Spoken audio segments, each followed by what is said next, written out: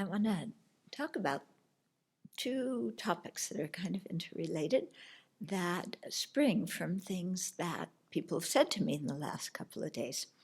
So one person kind of put forth the idea that maybe we're becoming more grouchy or irritable because we want to control things more, because when in the state that society is in right now, there are so many things that are beyond our control and that are unpredictable. And so we make up for that by trying to control our own small little world. Oh, I see a bunch of nodding heads.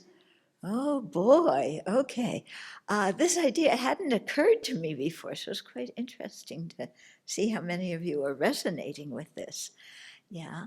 Um, so it's helpful here to really see that we're doing that and trying to assert our control by stating opinions as if they were facts, by insisting that our way of doing things is the way things should be done, and take it from there.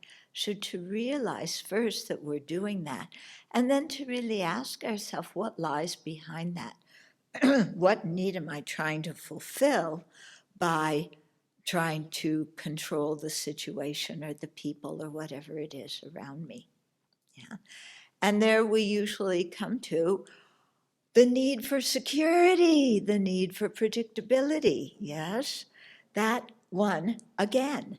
And then we have to ask ourselves, that need for security and predictability, is it something that can ever be met in the way that I want it to be met, whereby everything is predictable and I'm forewarned or forenotified, and it's all going to happen the way I want. So the predictability is in harmony with my likes and dislikes.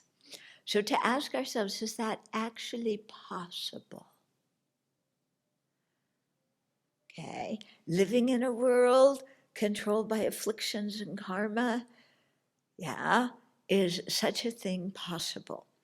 So sit with that in your meditation and see if what you are wanting from life is at all feasible or not. And if it isn't, yeah, it's better to release that idea so that we stop being angry because that need is not being met, and instead, have another idea. For example, how can I contribute to the welfare of others? Like, oh, really? You mean other sentient beings exist? I was so wrapped up into needing security and predictability in my world and wanting everything to be the way I want it to be and nobody to disagree and nothing unexpected to happen and for all this turmoil and disease and everything to go away. And I was so wrapped up into that and about me, I, my, and mine. And you're telling me to think about the welfare of other beings?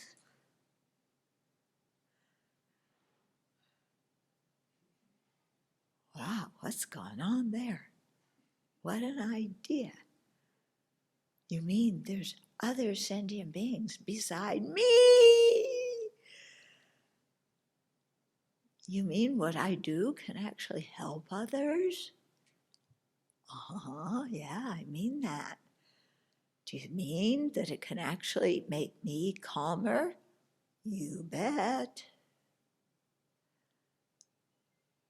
Okay, so think about that a little bit and see if that helps your mind relax.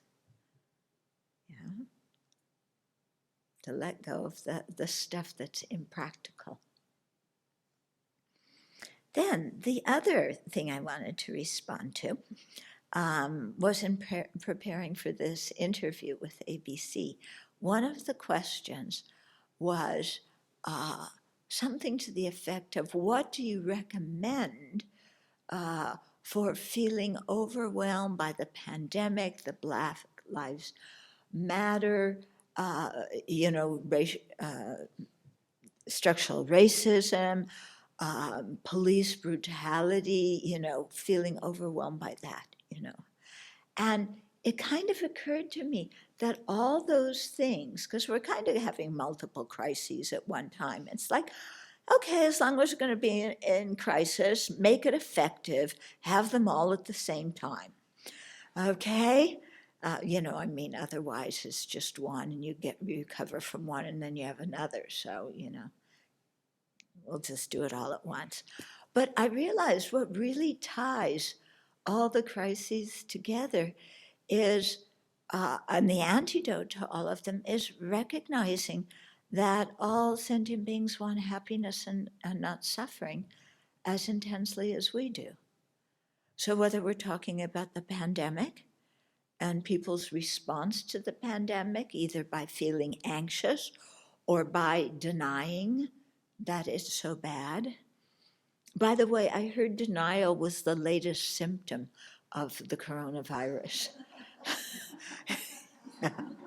um, so, either by, however we're choosing to cope with it, which isn't really coping with it, but if we had an attitude that really is quite open-minded and seeing, everybody wants happiness, nobody wants suffering.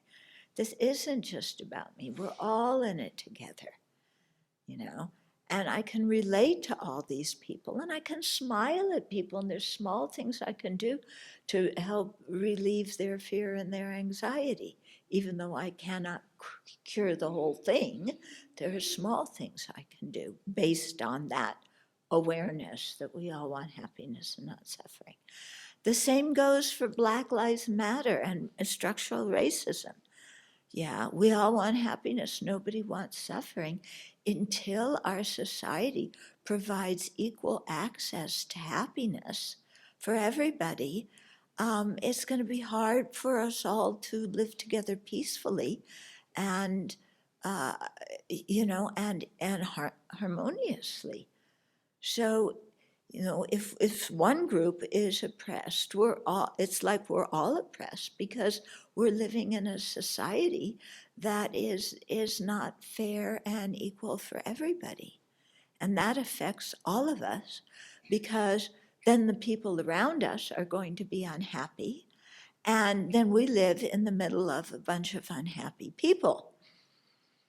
Whereas if we see that everybody, is the same in this way and we work for, equal opportunity for everybody, then something good could come of that. Okay. And when we apply to police brutality, it's the same thing. Yeah, the cops also want to be happy and not suffer. Yeah, so just looking at cops and saying, they're all useless, they're all fools or whatever, that's just as unfair as picking out any other group, okay? So there may be certain actions done by police officers or approved up by police policies, okay?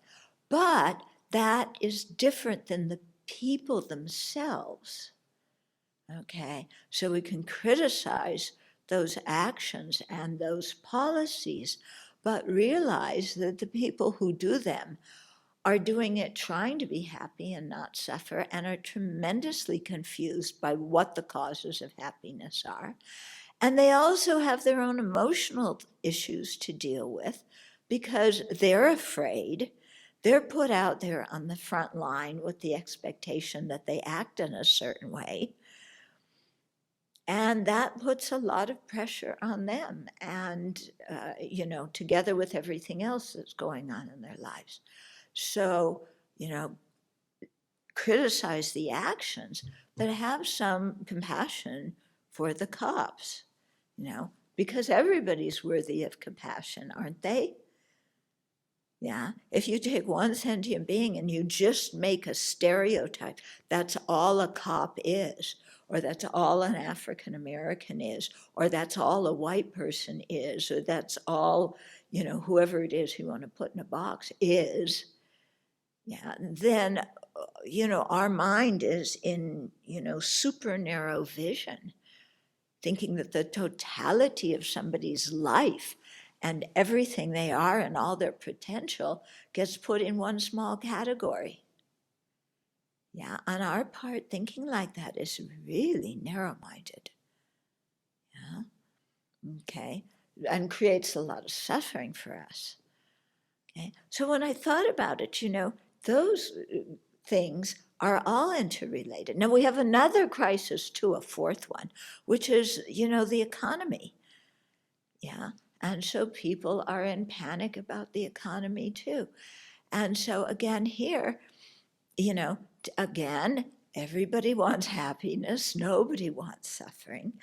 And to realize that we can get by with less.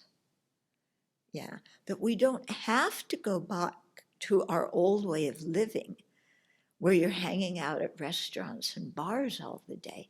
That there's, I'm really surprised by how many people in society, I mean, that's what their recreation is, restaurants and bars, and how those are becoming, especially the bars, one of the real hot spots for the spread of COVID-19. Yeah. And here are people going, wanting happiness and winding up getting sick. Okay, but again, to see that there's other ways of connecting with people besides drinking. I've realized that a lot of young people, to meet people, to date, or to make friends, where do they go? They go to the bar. Yeah. So that means that everybody you want to be friends with is drinking. That's going to present some problems for having stable friendships. Okay.